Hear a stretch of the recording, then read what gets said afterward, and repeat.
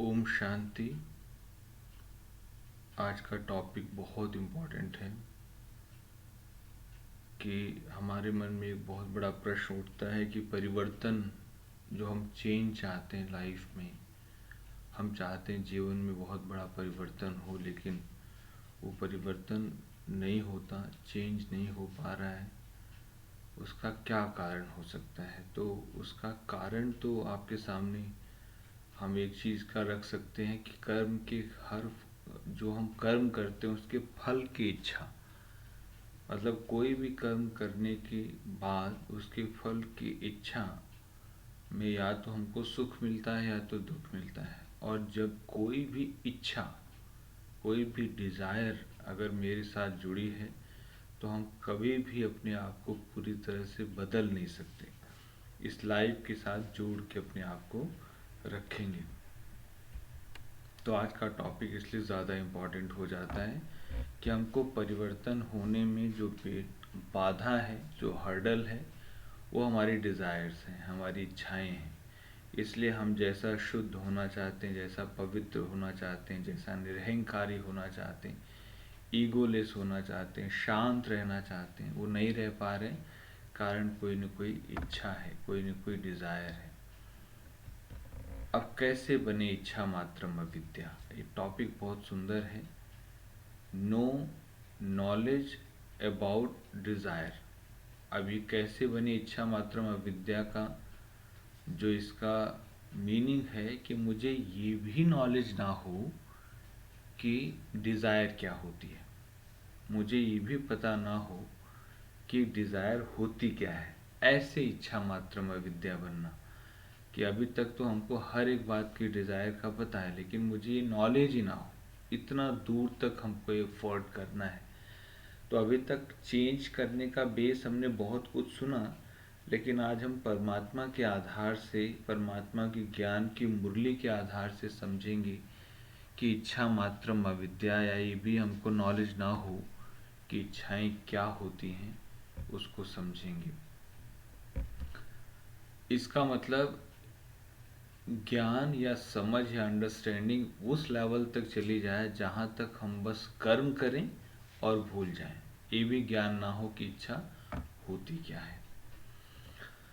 अब देखिए, थोड़ा सा आगे बढ़ते हैं। परिवर्तन ना होने का मुख्य कारण का मतलब समझ आ रहा है थोड़ा सा। डिज़ायर, कोई भी तरह की इच्छा मात्रम अविद्या का मतलब हर एक बात की इच्छा और उसकी नॉलेज और उसके फल की इच्छा हमको दुख दे रही, अर्थात हम तृप्त नहीं हैं, हम सैचुरेटेड नहीं हैं, हम सेटिस्फाइड नहीं हैं।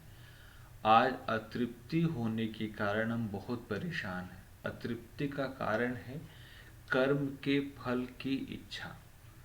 आप कोई वचन बोलो या कर्म करो, उसका आप परिणाम चाहते हो। हम थोड़ा सा भी कोई कर्म करते हैं, चाहे किसी को हमने सैल्यूट किया, किसी से बात की, किसी से थोड़ा भी हमने बात की, तो उसका हमको उसका फल चाहिए इमीडिएट। हम चाहते हैं कि अच्छा आपको कैसा लगा, लेकिन हम कर्म के ऊपर कम फोकस्ड हो गए, फल के ऊपर ज़्यादा फोकस हो गए, जिससे हमारी स्थिति बदल जाती है।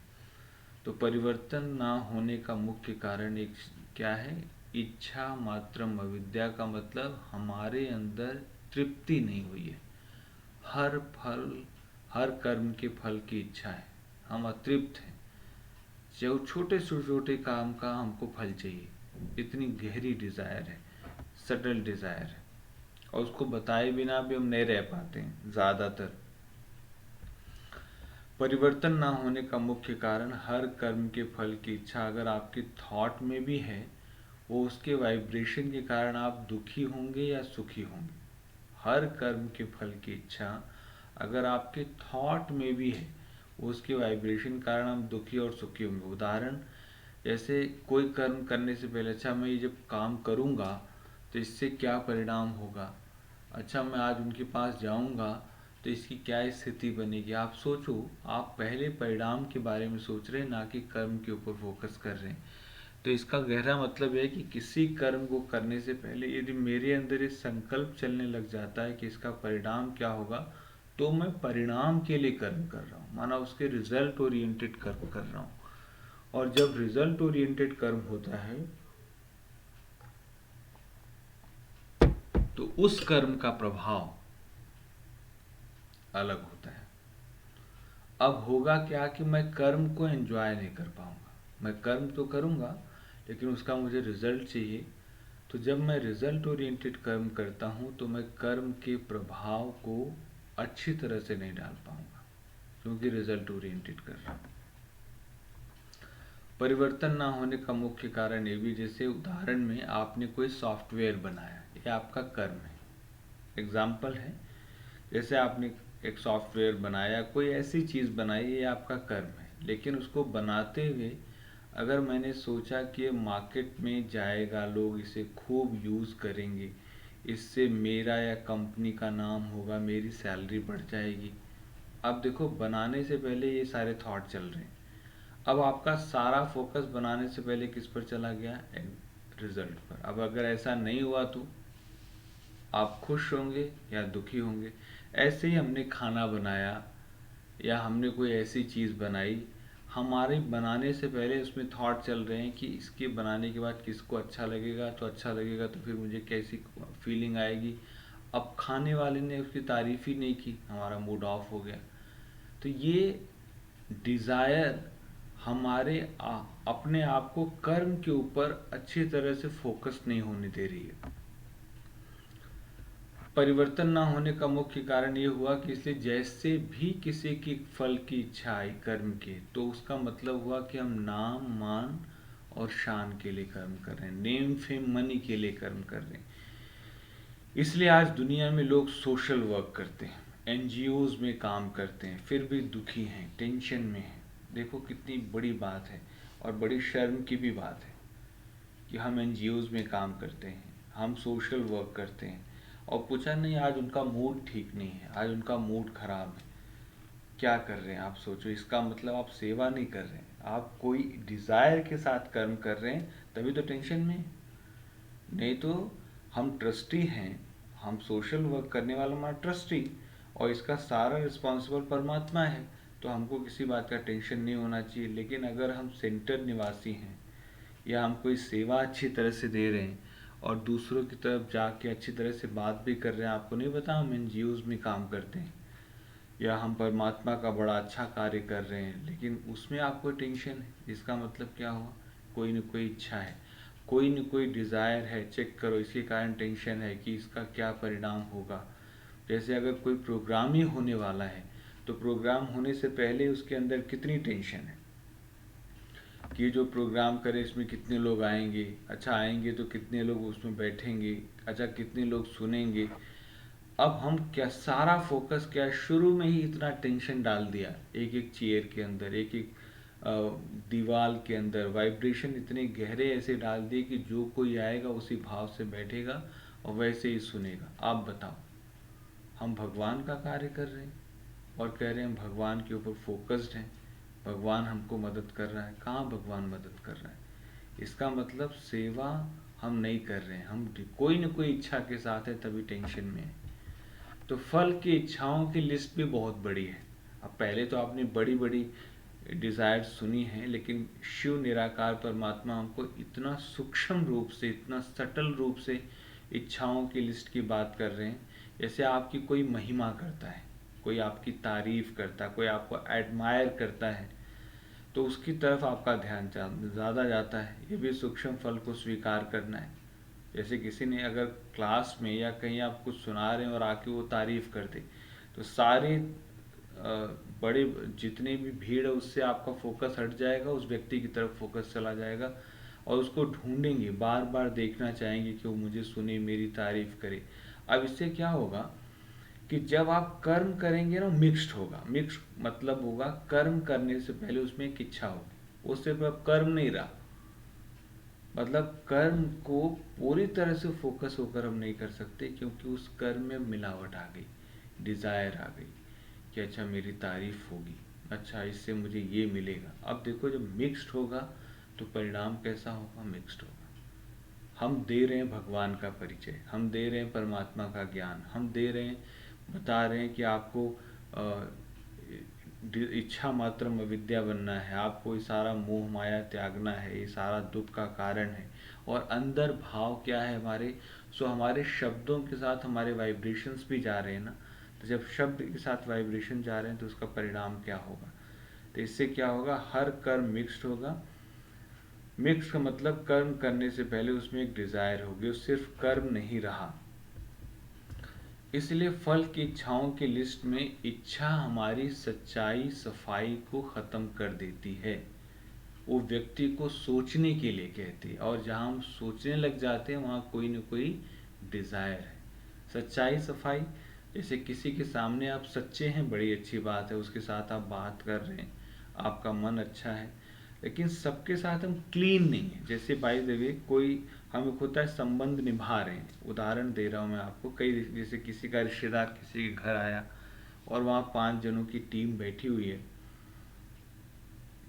तो पांचों ने बोला कि वाह आपके रिश्तेदार तो बहुत अच्छे हैं, तो आपने उनके सामने उनकी तारीफ कर दी, लेकिन बाद में कह रहे नहीं, उसके सामने तो मैंने बोल दिया लेकिन ये है अच्छा नहीं। अब ये सफाई तो नहीं हुई ना। कहने का मतलब मैं अंदर से अभी भी उस व्यक्ति के साथ पूरी तरह से नहीं हूँ, सच्चा हूँ लेकिन साफ नहीं हूँ, क्लीन नहीं हूँ। कहीं ना कोई बात का हमारे अंदर दुख है।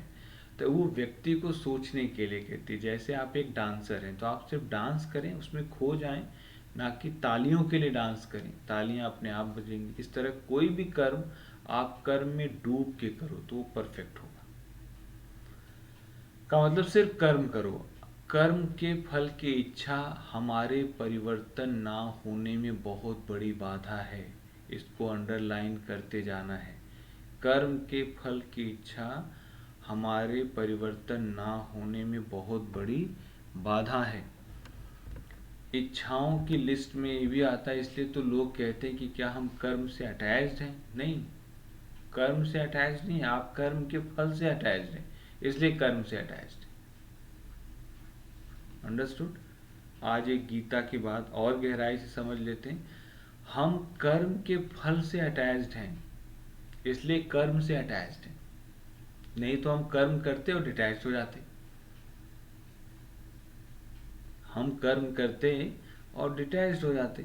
इसका मतलब हर कर्म करके व्यक्ति पूछता है चाय कैसी बनी है, खाना कैसा बना है। यदि परिणाम अच्छा है तो खुश, नहीं तो दुखी। ये चीज़ अच्छी बनी है, अच्छा बना तो बहुत खुश। तो लाइक और डिसलाइक के साथ मेरा गहरा कनेक्शन है। तो जहाँ ये सारी चीज़ें मेरे साथ जुड़ी हैं, ये इच्छा है, तो क्या होगा, आप कर्म को प्रभावशाली ढंग से नहीं कर पाएंगे, हमेशा उसके परिणाम के बारे में कुछ न कुछ सोचते रहेंगे। अंडरस्टूड। तो ये है कर्म। अब इसमें एक बात और जुड़ जाती है कि सबके अंदर फिर दूसरा एक प्रश्न उठता है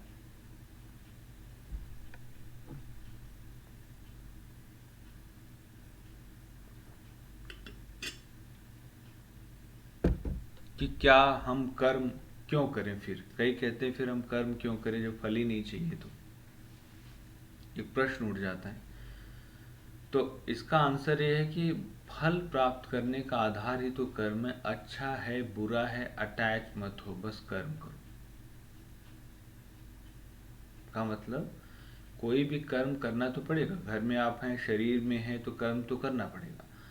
लेकिन हर कर्म का फल तो है ही है ना। यदि उस कर्म के फल से हम अफेक्टेड होंगे या इफेक्टेड होते हैं तो हमारा मन दुखी होता है। जैसे काम तो काम ही है, करोगे तो उसका रिजल्ट कुछ तो निकलेगा ही ना। उस रिजल्ट से दुखी ना होना ही स्ट्रांग माइंड है। का मतलब मैंने सिर्फ कर्म पर फोकस किया, रिजल्ट पर फोकस नहीं किया, तो क्या होगा, जो कर्म मैं करूँगा उस कर्म के आधार से मेरे अंदर दर्द नहीं होगा, दुख नहीं होगा। हाँ, मैंने भगवान की याद में बनाया। इसलिए यहाँ बहुत सुंदर बात शिव बाबा हमको सिखाते हैं कि आप हर कर्म शिव पिता की याद में करो, शिव बाबा की याद में करो, परमात्मा की याद में करो, और उस कर्म में निश्चित रूप से परफेक्शन आएगी, क्योंकि भगवान की याद में किया गया कर्म है। अगर तुम इच्छा के वश करोगे, मोह के वश करोगे, लोभ के वश करोगे, उस कर्म में परफेक्शन हो ही नहीं सकती। सो परमात्मा ने ये हमको बहुत सुंदर तरीका बता दिया कि आप सारा कर्म मेरी याद में करो, तो उस कर्म का परिणाम भी अच्छा और लोग उसको देखकर भी बहुत अच्छे खुश होंगे। तो इस दुनिया में शक्तिशाली कौन है? जो न्यारा है। न्यारा का मतलब डिटैच्ड है इस वर्ल्ड से।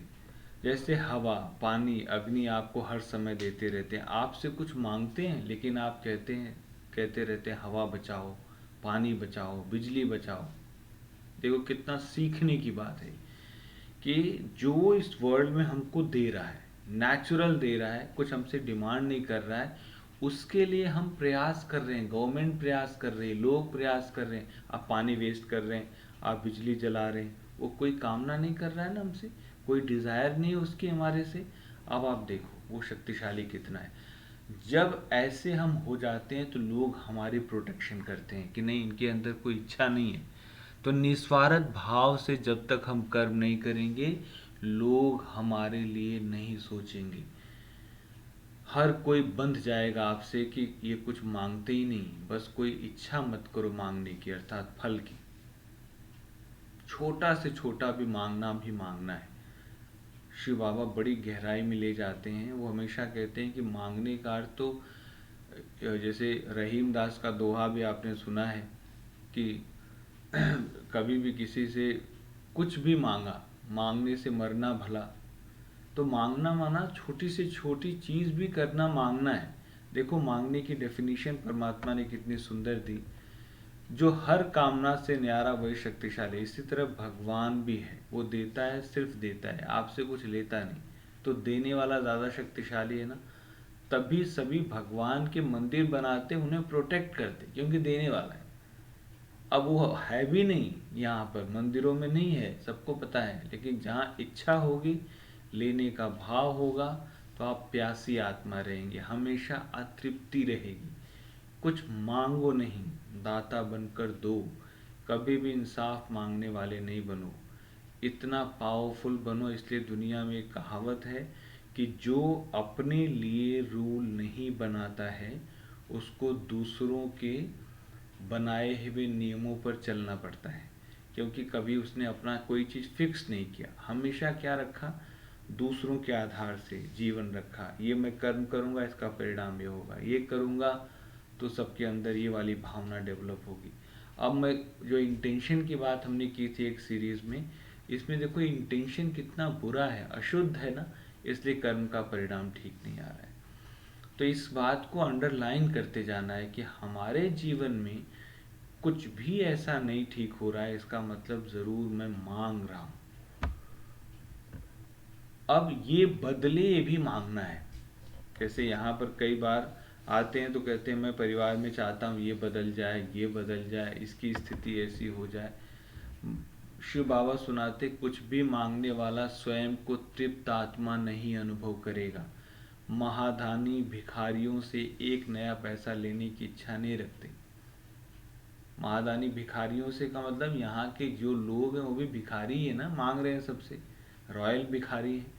तो ये बदले ये भी मांगना है, ये करे ये भी मांगना है, ऐसा सहयोग मिले ये भी मांगना है, ये फोन करे ये भी मांगना है। माना कुछ भी लेने का संकल्प मांगना है। सोच लीजिए, कुछ भी अगर आप चाहते हैं ये मांगना है, और ये आपको कभी भी कंप्लीट चेंज नहीं होने देगा।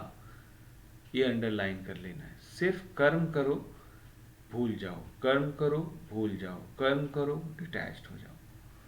लेकिन हमारे अंदर इतना ज़्यादा उफान होता है कि मैंने छोटा सा कर्म किया, किसको किसको ना बता दूं। जल्दी जल्दी सारा वो हम बताने की कोशिश करते हैं, और यही एक कारण है कि हमारे अंदर मेच्योरिटी नहीं आ रही।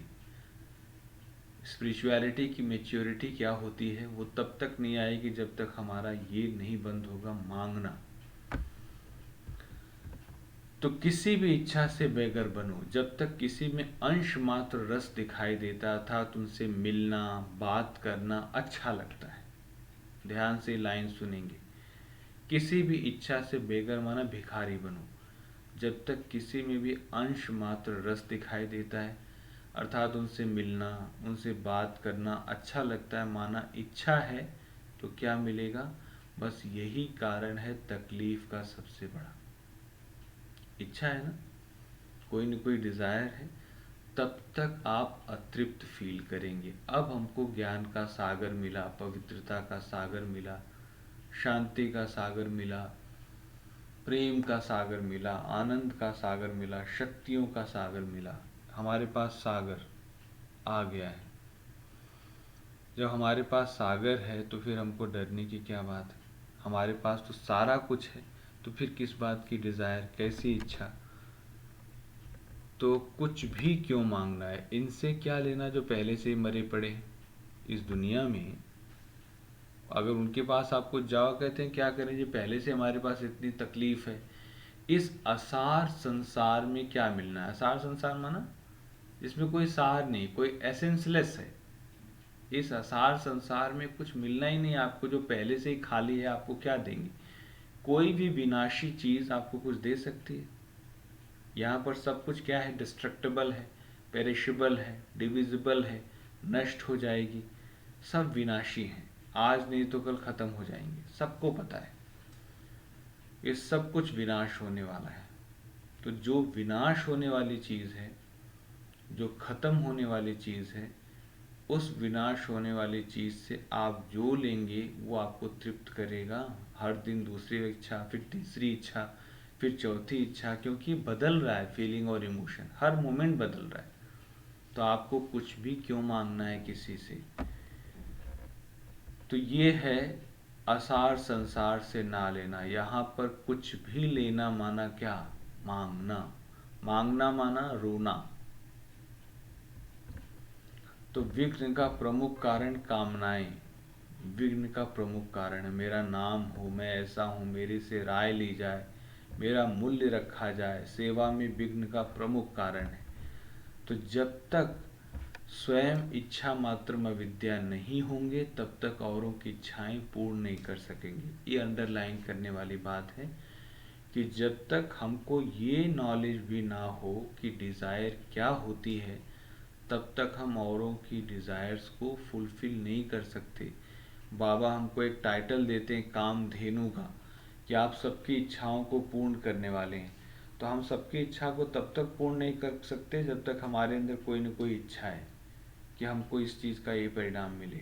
अंडरलाइन कर लीजिए, दूसरों की इच्छाएं पूर्ण करना अर्थात स्वयं को संपन्न बनाना। जब आप इस दुनिया से परे होंगे, इस आसार संसार का मतलब जहाँ पर सारे दुखी हैं, अतृप्त हैं, डिस्टर्ब्ड हैं, इन आत्माओं से आपको क्या मिलने वाला। जैसे मैं यही काम कर रहा हूँ, एक उदाहरण ले लें। अब इसमें 50 लोगों को बात ठीक लग रही होगी, कुछ लोगों को ठीक नहीं लग रही होगी।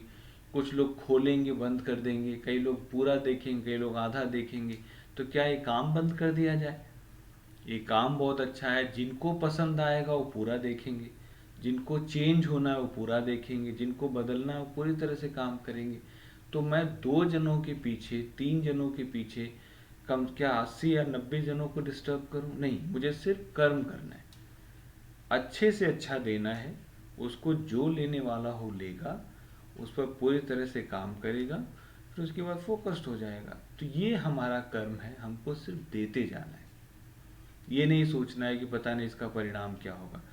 बस चेक करना है जो मेरे लिए अच्छा है, जो फैमिली के लिए अच्छा है, जो सोसाइटी के लिए अच्छा है, जो देश के लिए अच्छा है, जो विश्व के लिए अच्छा है, वो कर्म सबसे अच्छा है इस वर्ल्ड का। तो सबसे अच्छा कर्म ये है सबको देना, और बिना डिज़ायर के देना।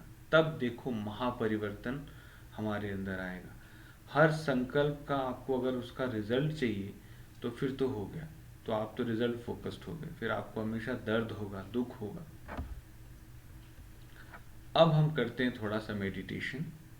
हमने इतना सुना, इसको सम अप करते हैं एक लाइन में कि जो कुछ भी इस दुनिया में आपको अभी तक मिला, उसमें कहीं न कहीं लाइक हुआ, कहीं डिसलाइक हुआ। आज यूट्यूब पर भी लाइक डिसलाइक का वो बना हुआ है, अच्छे अच्छे लोगों का भी लाइक और डिसलाइक हुआ है। तो इसका मतलब क्या, वो कर्म करना बंद कर दें।